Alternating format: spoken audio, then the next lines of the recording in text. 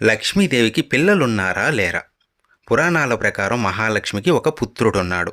మనం సుఖ సంపదలతో సంతోషంగా ఉండాలంటే లక్ష్మీ కటాక్షం అవసరం. ఆమె అనుగ్రహం కొరకు ఎన్నో పూజలు చేస్తాం. లక్ష్మీదేవిని ఐశ్వర్యానికి, సంపదకు చిహ్నంగా భావిస్తాం.